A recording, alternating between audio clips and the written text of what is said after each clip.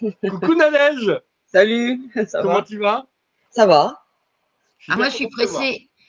Moi, je suis pressée. C'est T'es que pressé, hein? Il y a un petit truc, vous mettez la pression là en fait. et peut-être que ça va Ah tomber à ouais, plat, hein. à Peut-être que, mort. Non, peut-être mais que la ça va tomber pauvre, à plat, hein. arrête, elle était déjà pressée. La fille qui va spoiler le truc, tu sais. Non, non, non, non, non, arrête, arrête, arrête. Ah, je vais avoir des surprises, c'est ça? Ouais, écoute, Non. possiblement une énorme surprise. Bon, Mais Quoi? il y a une chance sur 1000, je sais pas, on verra, on ok, verra. d'accord. T'es prête ou pas? Ah oui, je suis prête. Allez, on est parti pour le portrait de Nadège. Jingle.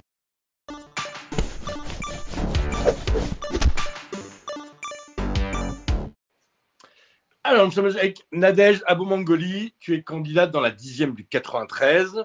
Aulnay-Bondy, tu as 46 ans, tu es cadre de la fonction publique territoriale, tu es membre du PUP, tu es conseillère municipale et conseillère territoriale. Dans ta vie passée, tu as également été porte-parole du Parti socialiste. Et tu as une particularité, Nadège, c'est que tu ne dévoiles jamais tes secrets. Tu seras donc notre députée chambre forte. Oh oh. Est-ce que ça te convient? On pourra te confier tous nos secrets, ils seront bien gardés. Ah oui, ça c'est vrai. Oui? Ouais, très bien. Tu Ouais, valides? ouais, je valide. Alors, on passe à la question honteuse.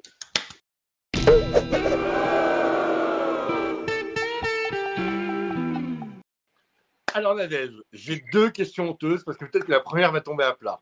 Mais si elle tombe pas à plat, c'est énorme.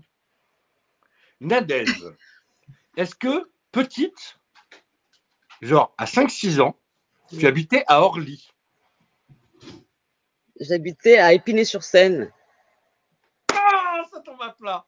Alors, Aïe, aïe, aïe, aïe. j'explique. Parce qu'en fait, Déception, Ouais, déception. déception. il faut décrypter là. J'ai jamais Déception. osé t'en parler. Moi, quand j'étais petit, Oui, je vivais à Orlyville, oui. mais communiste, etc. Et ma première amoureuse s'appelait Nadège. Ah bah oui, Et, en fait, c'est un prénom générationnel. en fait, et depuis qu'on se parlait, je me demandais si c'était toi ou pas. Parce que je me Ah rappelle d'accord, plus de ton nom vous de voulez famille, une tu vois. amoureuse d'enfance. Désolée. Alors, j'ai une J'avais déjà deuxième question prévu, honteuse, c'est pas grave. j'avais déjà prévu la chanson. Non, dommage, hein. Ça va être un grand moment. Alors, j'ai une deuxième question, quand même honteuse. Nadège, quand tu ne travailles pas, quand tu n'es pas très occupé, tu regardes des hommes en jupette avec de grandes lances se taper dessus. Oui. Pourrais-tu nous expliquer cette passion pour les péplums et les gladiateurs? Bah, en fait, je crois que c'est parce que quand j'étais petite, ces films passaient Elle a rencontré un mec qui s'appelait Ludo à Orly. en général en deuxième partie de soirée et donc du coup, c'était mon moment où j'allais regarder la télévision en cachette et Ah! souvent, c'était des péplums, mais en plus des péplums de série B, quoi. Oui, oui. Pas les Genre grands, la séance la dernière séance. voilà, ce genre de truc. Ouais, très bien, je vois très bien. Je vois très bien. Moi, c'est un traumatisme d'enfance. J'entendais le générique, je rêvais de regarder, je pouvais pas. Donc, je vois très bien de quoi tu parles. Bon, c'est même pas honteux finalement. Mmh. Alors, du coup, Bah, on va quand enchaîner. même. Hein? Elle se levait en loose day pour regarder la télé. Non, pour regarder deux hommes en jupette avec des Regarde, grandes lances. avec sa bonne gueule, moi, je lui donnais le bon Dieu sans confession que je connais pas. Et Non, ah, Nadège, quand même. Nadège, Nadège. Alors, on passe à la question Rousseau. Ouais. C'est quoi la loi que tu veux? Hein? C'est quoi? Alors, Nadège, au vu des gens d'Aulnay-Bondy avec qui tu interagis en permanence, quand tu arrives à l'Assemblée, c'est quoi la première mesure ou la première loi qu'il faut voter en urgence pour eux? Alors, c'est une loi d'urgence sur l'hôpital. Alors, je dis pas ça parce qu'il y a Caroline qui est présente, mais nous, sur la circonscription, on a à Aulnay et à Bondy des hôpitaux dont la restructuration pose problème. Par exemple, à Bondy, en fait, l'hôpital Jean Verdier, ça devient pas vraiment un hôpital de plein exercice, puisque en fait, ça devient un méga centre de consultation, il n'y a pas de spécialité, donc voilà. Et sur Robert Ballanger à Aulnay, en fait, en début du mois de mai, les urgences ont dû fermer faute de personnel parce que les personnels étaient en arrêt, en burn-out. Et voilà, donc je pense que moi, ce que j'aimerais faire, c'est ça, participer à l'élaboration d'une grande loi sur l'hôpital pour nos soignants et pour l'offre de soins.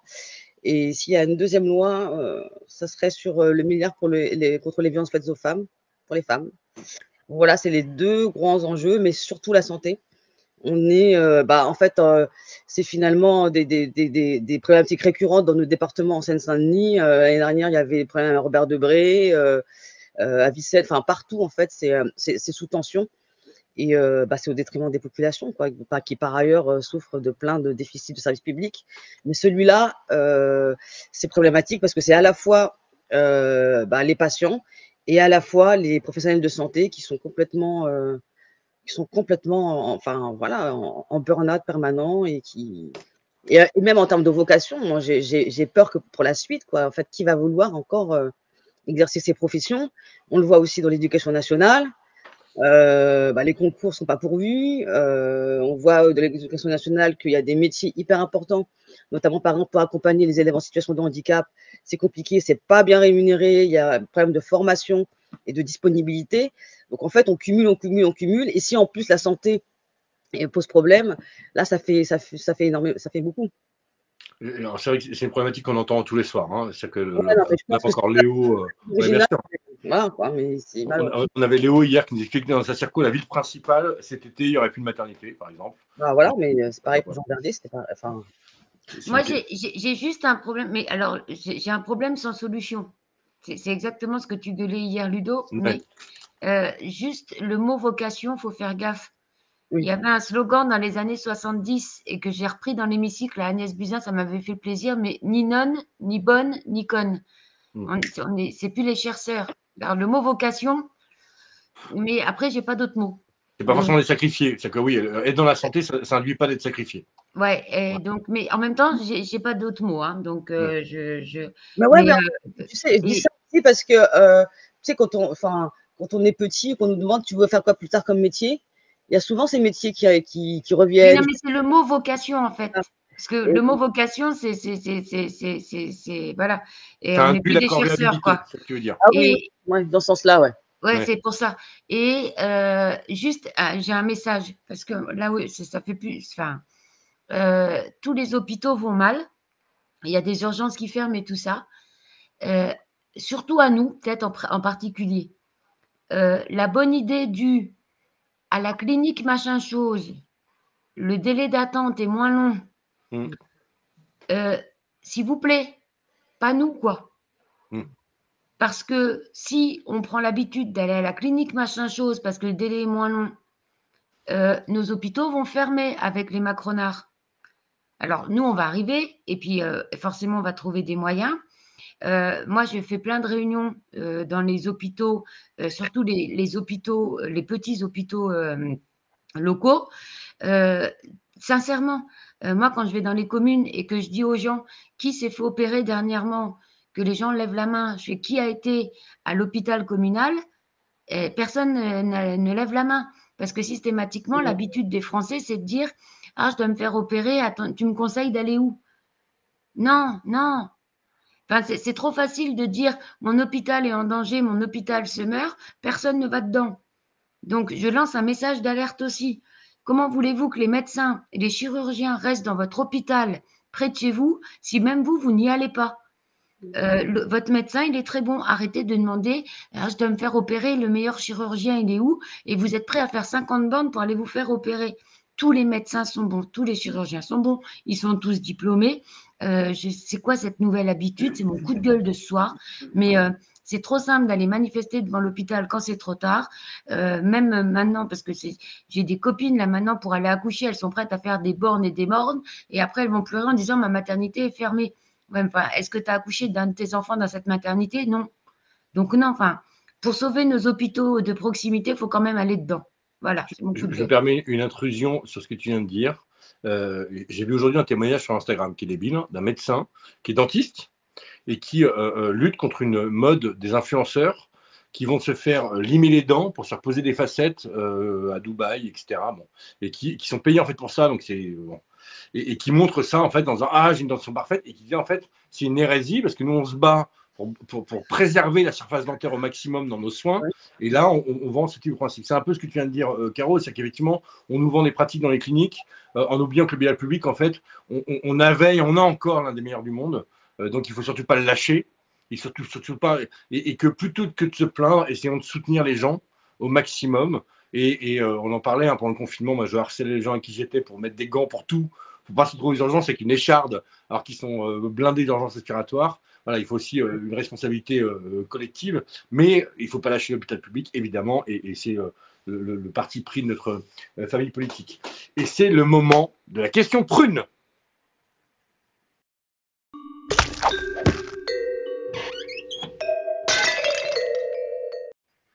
Alors, dans cette émission, on colle des tartes quand il y a besoin. L'idée, c'est de savoir sur ta circo qui tu as en face de toi, quel est le combat à mener et qui tu as autour de toi pour mener ce combat. Alors, sur la circonscription en face de moi, face directement, le député sortant est un député LR qui est élu à Aulnay-sous-Bois. Il y a 3 candidats se réclamant de la majorité présidentielle Macron. Donc une Ah, officielle. ça peut te porter chance. On va voir. Donc il y a une candidate qui est investie officiellement, puis 2 dissidents. Donc une ancienne socialiste et un autre dont voilà, je sais pas quel est son parcours. Et puis nous, on est la gauche rassemblée. Et il y a un candidat du POID et de LO. Et il y a évidemment le Rassemblement national et Éric Zemmour. Et autour de moi, j'ai une super équipe à Bondy, Pavillon-sous-Bois et à Aulnay. Le plus gros de la circonscription, c'est à Aulnay-sous-Bois. On a fait un apéro la semaine dernière qui nous a rapporté encore des forces. Donc ça, c'est très bien en fait de créer ce genre d'événements un peu conviviaux, mais aussi politiques. Ça ramène des gens aussi qui n'osaient pas en fait, qui n'osaient pas forcément venir avant. Ouais. Donc, je crois que ça nous a un peu détendu l'idée que ce soit un apéro. Et puis, en fait, la petite difficulté, c'est qu'en fait, enfin difficulté, mais en même temps, c'est sportif et donc c'est sympa, c'est que il y a une partie de Bondy avec moi et l'autre partie est avec Aurélie Trouvé. Donc en fait, les GA de Bondy et les militants communistes et verts de Bondy se partagent sur les 2 circonscriptions. Cool. Ouais. Cool. Alors, effectivement, si tu as plusieurs candidats LREM, suivons le théorème célèbre de Caroline Fiat, qui est à l'Assemblée. Bon. Normalement, il y a plusieurs LREM, on est à l'Assemblée directement. Et aujourd'hui, c'est quoi? C'est essentiellement du porte-à-porte que vous faites, donc des apéros, tu nous l'as dit. Alors, porte-à-porte. on fait certainement du porte-à-porte, on en fait même beaucoup. On fait des pieds d'immeubles, on fait des marchés. Alors, tout à l'heure, je vous ai entendu parler des marchés.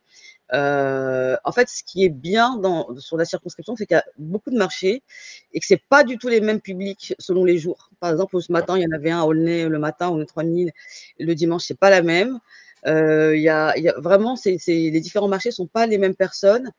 Mais ça permet aussi, par exemple, tu vois, quand tu fais une distribution de toute boîte, de constater, c'est bien, on a reçu votre tract, et puis après, ils te posent des questions en complément.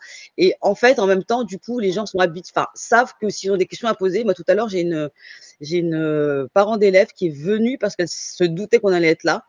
Ouais. En plus, on avait quelques monos, donc c'était très bien. Mais du coup, ça permet d'avoir aussi des points de rendez-vous. Quand les gens veulent nous trouver, c'est pas mal. Et effectivement, on fait aussi beaucoup de déambulations. Et ce qui est bien, c'est de se poser dans les cafés, parce que c'est dans les cafés que beaucoup de choses se passent aussi. C'est là tout à l'heure, par exemple, à Bondy, j'ai retrouvé un syndicaliste qui m'a posé pas mal de sujets concernant Aulnay-sous-Bois. Enfin, c'est pas mal. Et c'est à Bondy en plus. Donc, et le monde est petit, donc on retrouve aussi des gens, des connexions comme ça en se baladant sur 3 villes. C'est bien. Alors, tu parles des cafés, évidemment. Alors, moi, je prêche pour ça en permanence, d'aller sur les lieux de vie, là où sont les gens, parce que si on veut changer leur vie, il faut être là où ils sont, effectivement. Et puis, on peut mentionner la technique de François Ruffin, qui est, quand il y a les marchés au pied d'immeuble, ou même sur les pieds d'immeuble tout court, de sortir une sono et d'inviter les gens à descendre, tout bêtement, pour venir discuter, partager. Et la convivialité reste ce qui nous unit, nous, et ce qui nous différencie des autres, parce que ce qui est la beauté de la NUPS, c'est que des gens autrefois adversaires, aujourd'hui, on est tous reliés, malgré toutes nos différences multiples et variées, mais par un même projet, par une même vision de la société, et qui passe quand même par le fait d'être plus heureux toutes et tous ensemble, quoi. Et de s'accepter toutes et tous, donc c'est convivialité, effectivement. Mais bon, en tant que grande pratiquante de l'art politique, je ne vais certainement pas apprendre ça, Nadège. Mais alors du coup, aujourd'hui, on va voir de quoi tu as besoin. C'est vraiment la question Bourbon.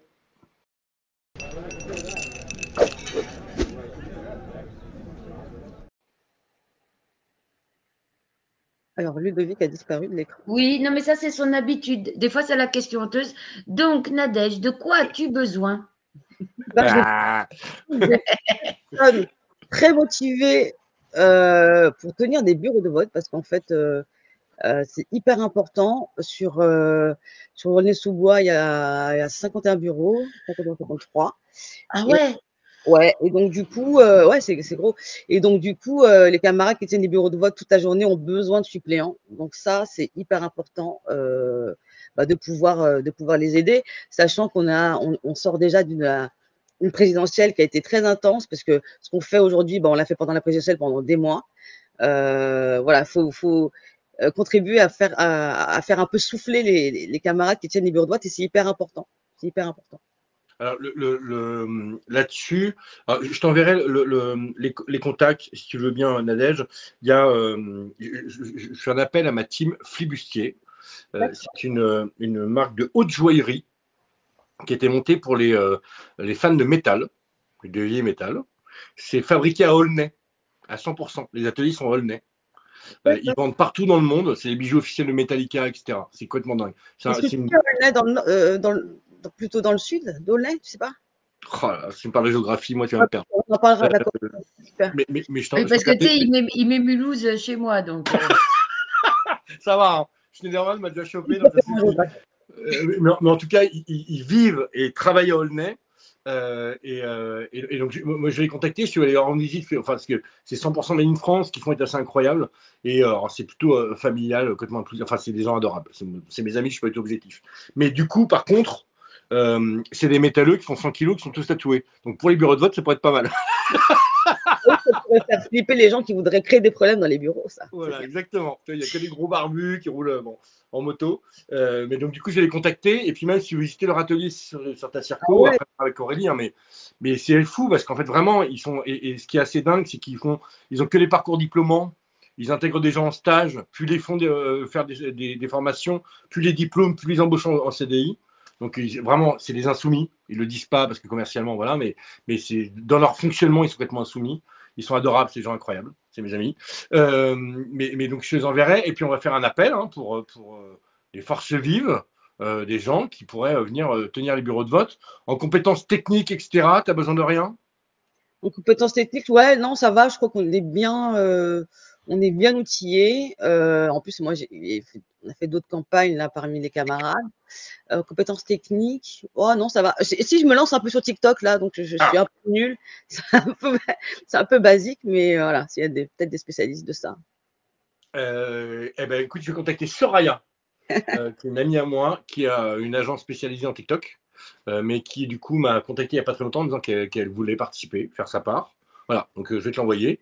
Ouais, Euh, parce que hier, quand on était en porte-à-porte, on a des très jeunes qui nous ont dit ouais, faut se mettre sur TikTok et tout, on regarde. Et en fait, ils m'ont pas demandé quel était mon compte Twitter ou machin, ils m'ont dit ouais, c'est quoi ton compte TikTok?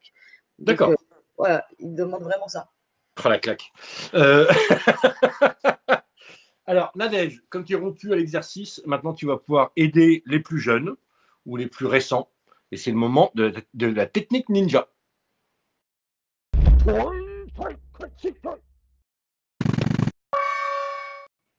Si tu devais donner un conseil à Salomé qui a 19 ans, à Victor Paillac qui a 20 ans, qui se présente aujourd'hui, ce serait quoi pour les aider pour les accompagner dans leur campagne? C'est quoi ton conseil de sage à toi?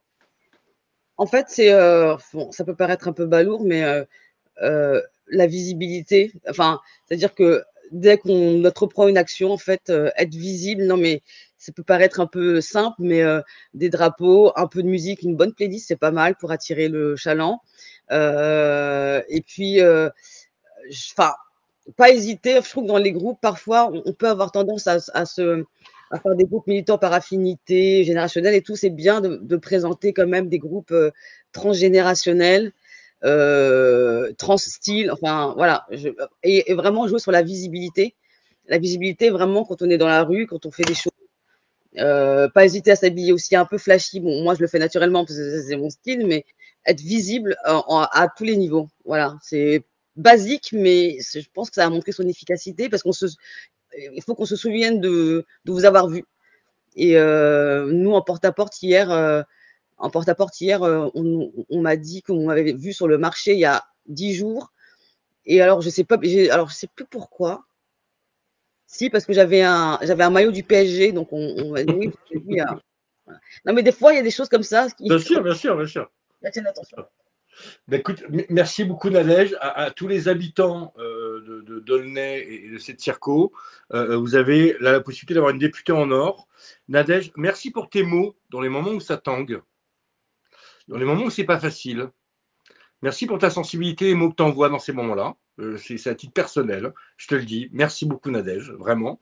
Et donc les gens, vous avez là la possibilité d'avoir une vraie humaine, une vraie belle députée qui sera consciente de vos soucis et qui s'en préoccupera. Voilà, parce que Nadège regarde les autres avant de regarder elle-même. Donc vous avez là une opportunité, donc votez pour elle massivement. Merci. On va te découper ça. On va te donner une vidéo jolie avec un pack de sortie et de fin. Et merci pour ta présence, d'être venu dans cette émission, Nadège. Merci beaucoup. Merci à vous, c'est super. Nadège. Et en plus, on découvre aussi des camarades qui sont un peu partout en France et c'est ça très bien. Et ça cool, hein. motive, ça motive. Cool, génial, merci beaucoup. Super. On se retrouve au Palais Bourbon. Merci beaucoup, Nadège. Super.